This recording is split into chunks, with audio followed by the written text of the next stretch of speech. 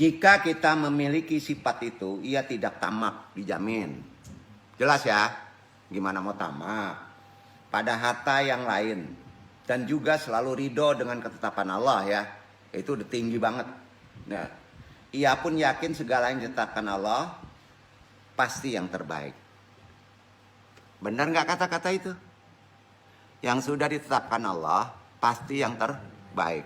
Apa mau menggerutu lagi hidup? Mau menggerutu apa lagi? Ini bukan ajaran pasif. Tidak. Ini sudah tauhid.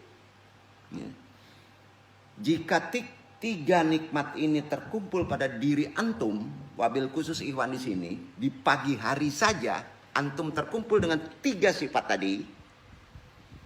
Dari Ubaidillah bin Mihsan al-Anshori dari Nabi SAW, beliau bersabda, barang siapa di antara kalian mendapatkan rasa aman di rumahnya, pada diri, keluarga, masyarakatnya, ada rasa aman di dirinya, keluarga, masyarakatnya, diberikan kesehatan badan, memiliki makanan pokok pada hari itu di rumahnya, maka dia sesungguhnya sudah qanaah. Dunia telah terkumpul pada dirinya. Gitu aja deh bro. Itu udah cukup tuh. Hadis riwayat Tirmizi 2346, Ibnu Majah nomor 4141, walaupun matanya andung tambah sedikit. Matanya andung tambah dengan qanaah tadi. Isinya sebenarnya nggak boleh ditambah. Andung menjelaskan supaya itu sebenarnya hadis itu untuk qanaah ya. Hadis tadi menunjukkan bahwa tiga nikmat tadi jika telah ada dalam diri seorang muslim, maka ia sudah jadi nikmat yang besar. Nikmat besar itu dari situ. Siapa yang di pagi hari mendapatkan tiga nikmat tersebut, berarti ia telah memiliki dunia seisinya.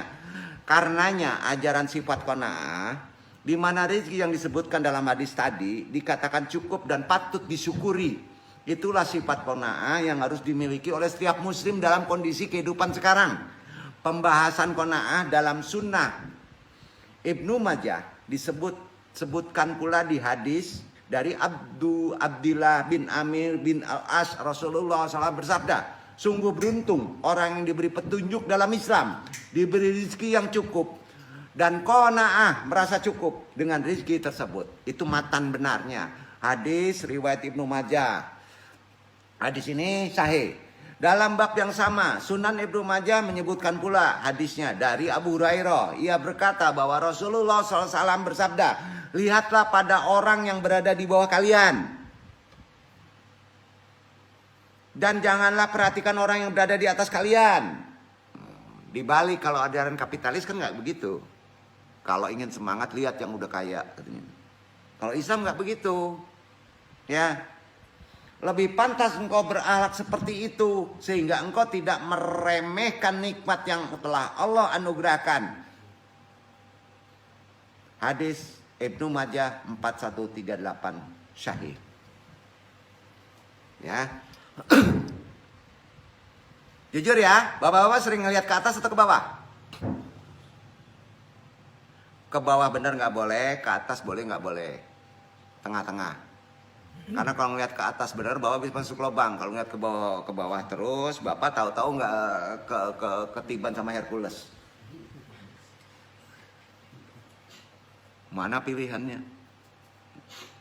Dengerin dulu gajinya ya. Kaku banget sih. Disebutkan dari hadis Abu Hurairah, Rasulullah SAW bersabda, yang namanya kaya bukan dengan memiliki banyak harta kan? Akan tetapi yang namanya kaya adalah hati yang selalu merasa cukup. Setuju? Qanaah. Hadis riwayat Bukhari. Di hadis ini ada kata gina nafs. Dalam hadis ini dimaksudkan adalah tidak pernah tamak pada segala hal yang ada pada orang lain. Dalam hadis tadi terdapat pelajaran dari Ibnu Battal, di mana beliau berkata ketika menjelaskan hadis dalam Sahih Bukhari. Dengarkan dulu. Yang dimaksud kaya bukanlah dengan banyaknya perbendaharaan harta. Karena betapa banyak orang yang telah dianugerahi oleh Allah harta, malah masih merasa tidak cukup. Itu yang sebutnya fakir. Ada ikhwan kita yang merasa nggak cukup terus. 1 kebun pengen 2 kebun, 3 kebun pengen 4 kebun, 5 kebun pengen 7 kebun, ada?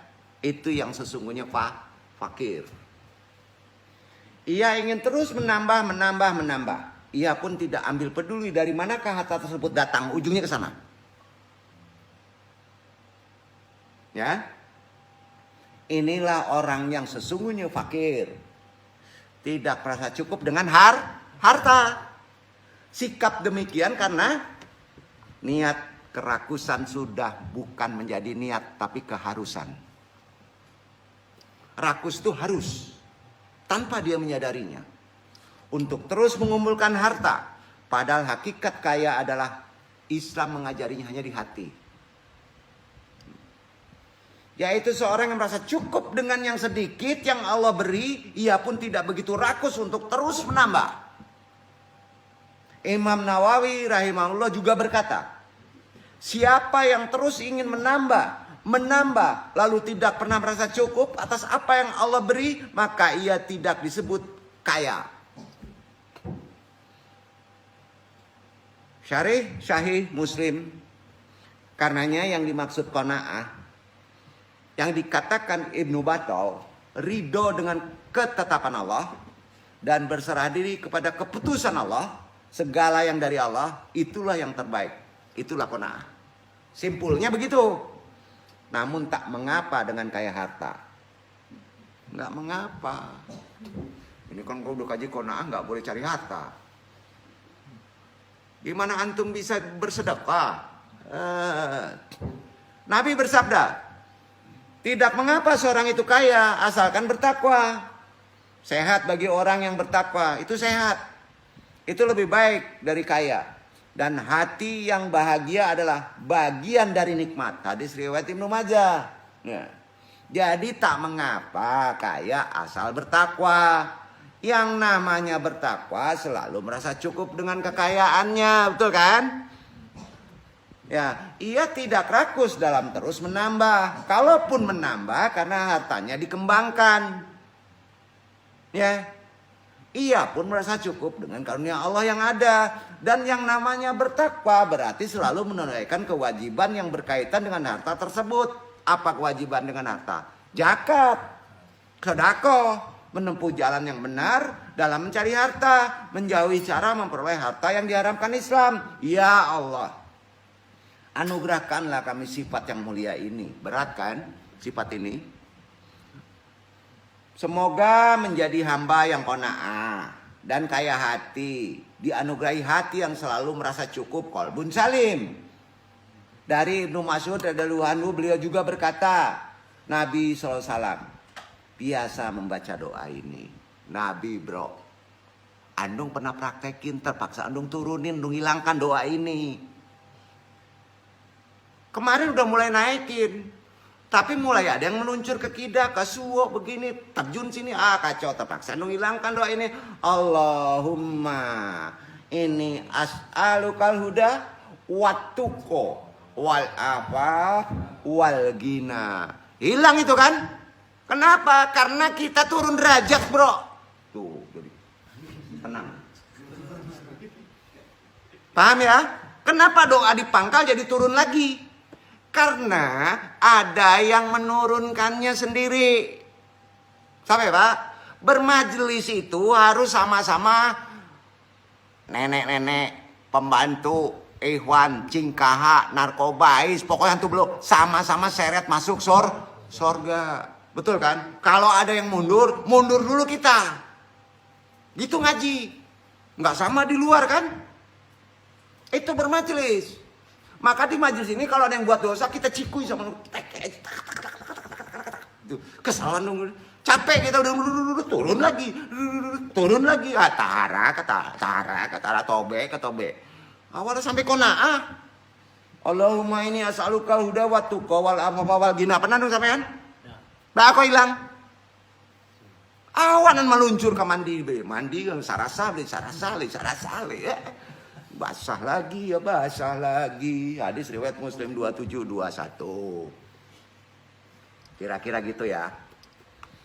Dari Abdullah bin Amir bin As, Rasulullah bersabda, sungguh beruntung orang-orang yang diberi petunjuk dalam Islam, diberi rezeki yang cukup dan qanaah, merasa cukup dengan rezeki tersebut. Anda mulai start lagi ya dengan doa ini.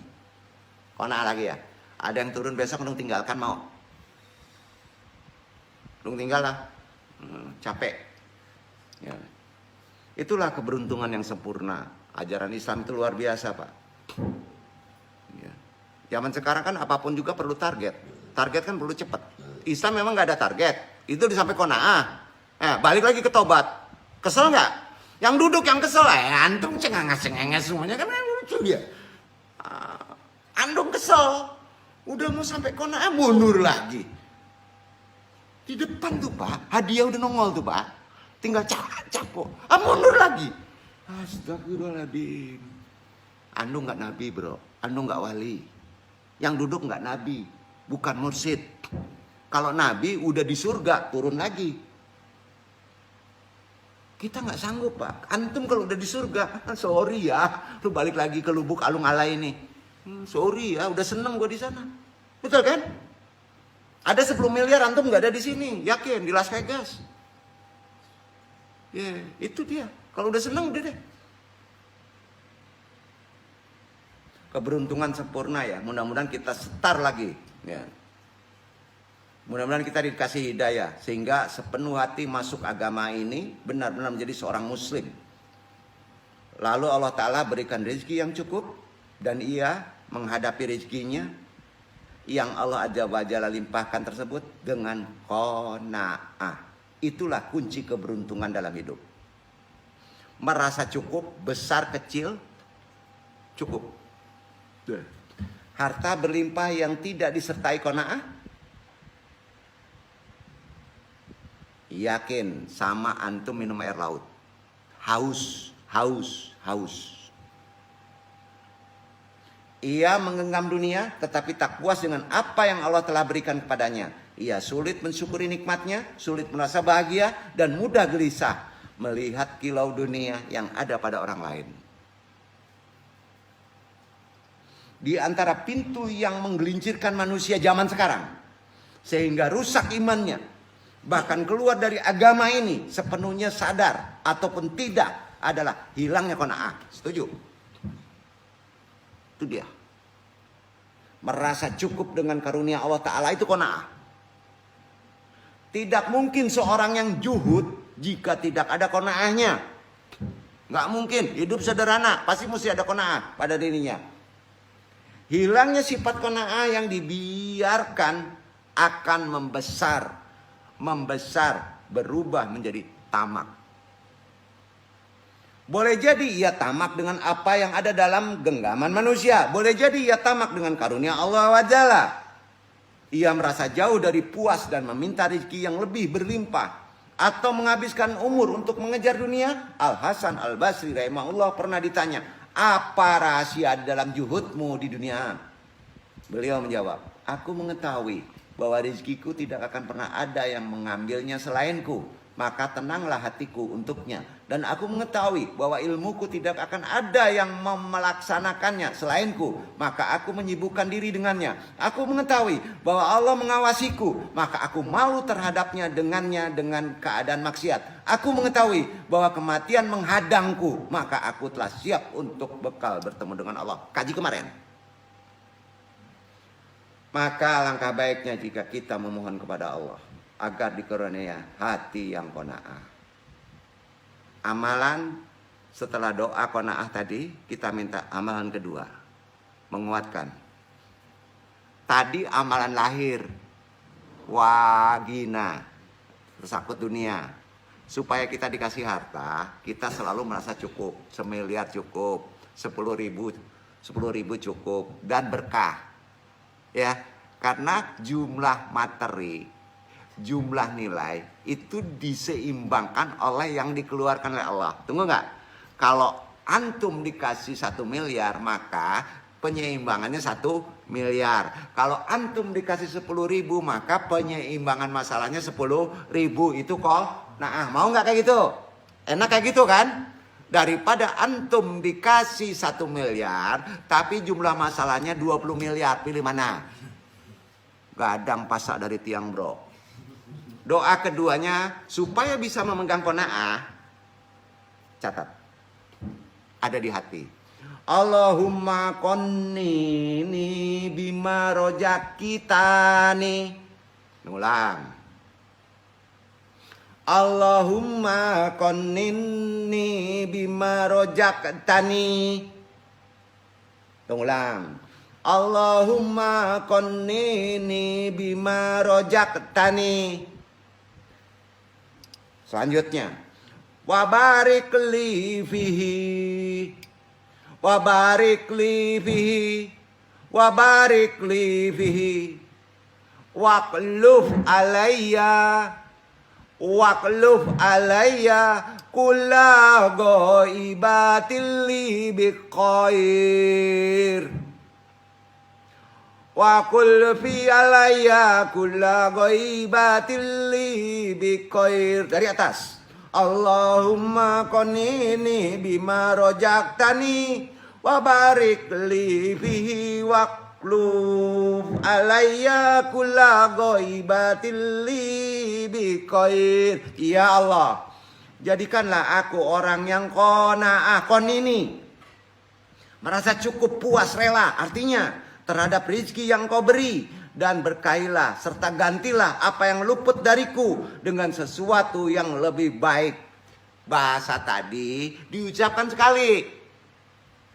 Ayat qanaah, doa qanaah dari Nabi yang sering andung baca wattuqa wal afafa wagina 3 kali. Tutup dengan Allahumma qonnini bima rojaktani wa barik li fi waqluf alayya kulla ghaibatil li biqair. Tetap di tangan, di atas. Ya. Artinya ya Allah, jadikanlah aku orang yang qanaah, merasa cukup, puas, rela terhadap rezeki yang kau berikan. Berkailah serta gantilah apa yang luput dariku dengan sesuatu yang lebih baik. Insya Allah makbul. Kemarin lu gantung karena perlu amalan. Benar gak nih membawa ini? Kalau hati sudah mantap, tutup dengan ini. Sampai Pak? Insya Allah makbul. Niatnya lurus ya. Ini semua perkaranya terkait rezeki dunia. Rezeki dunia. Rezeki dunia. Bukan terkait amanah. Kalau Bapak niatkan ke amanah, banyak bini Bapak-Bapak. Banyak pacar Bapak-Bapak. Nggak tanggung jawaban dong. Menyandarkan masalah, ditambah masalah. Adil bisa nggak? Kira-kira paham? Paham nggak? Anu nggak dosa loh. Anu ngasih rambu-rambu loh. Niat apa? Rezeki materi. Wabillahi taufiq hidayah. Mudah-mudahan bermanfaat. Pak Edu Andung. Wassalamualaikum warahmatullahi wabarakatuh. Waalaikumsalam warahmatullahi wabarakatuh.